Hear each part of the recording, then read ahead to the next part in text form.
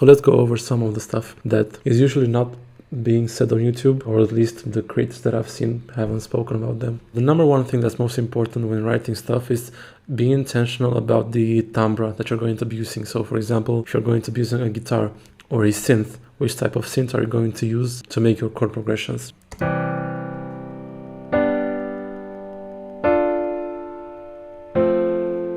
While the chord themselves might be the same, the timbre or the instrument that you're going to use is going to give those same chords different feelings. It's going to give a different vibe. For example, if I use a Rhodes,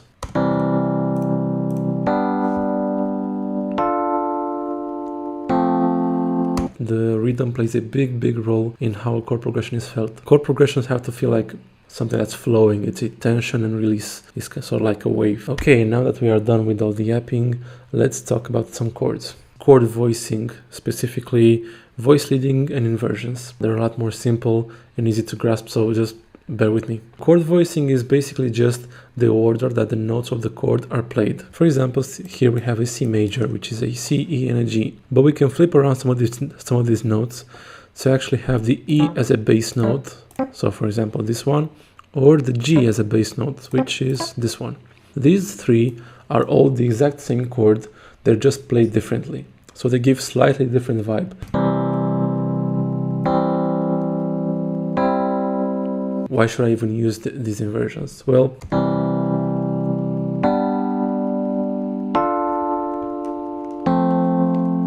and it sounds alright, but it sounds kind of amateurish in a way. To spice your chord progressions up and to make them feel like a lot more smooth and a lot more pleasant sounding, we are going to be using these inversions, and this is where chord voicing is going to start to make sense. So for example, if we switch up and invert some of these chords,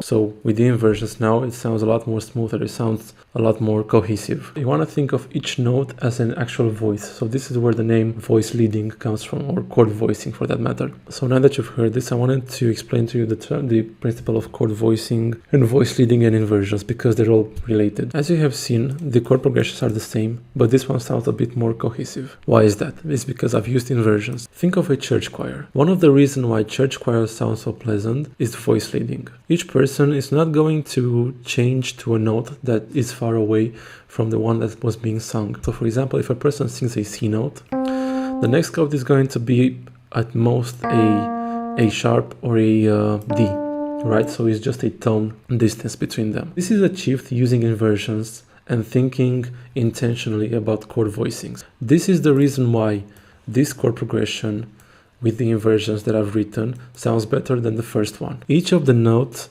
in each voice does not jump too much between one chord to another. This is a smooth transition. In most compositions, you're going to have instruments playing in different octaves or in different registers, right? This way, we have a lot more lush chords. They're a lot more spread throughout the octaves. You can have chords that are close together, and we call them like cluster chords, or stuff that's a lot more crunchy because they introduce a lot more tension when notes are together. Or you can have chords like this, which are spread out throughout the registers, and they tend to sound a lot more lush. So for example,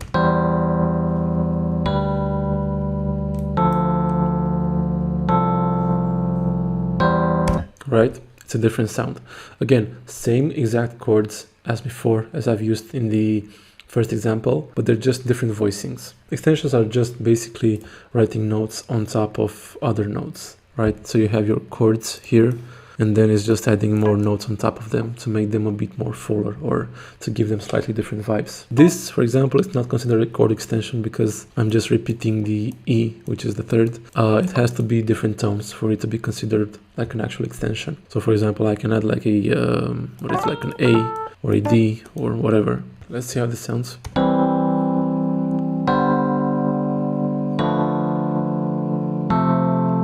So now with these extensions, they sound a bit more fuller and a bit more emotional.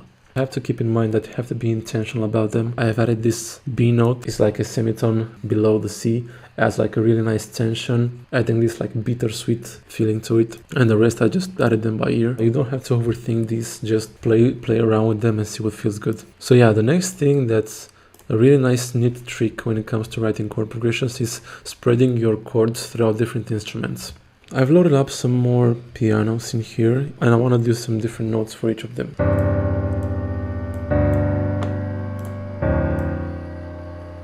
Then I loaded up this one, right, which is like a wing upright piano, and I want this one to hold just the top note, and I'm gonna blend this into the mix.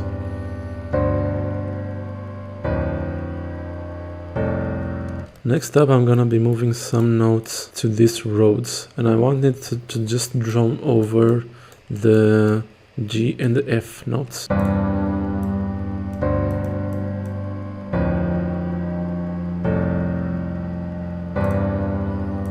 And then I want to have some little bass actions. I'm going to play the root notes of the chords in this piano right here. So it's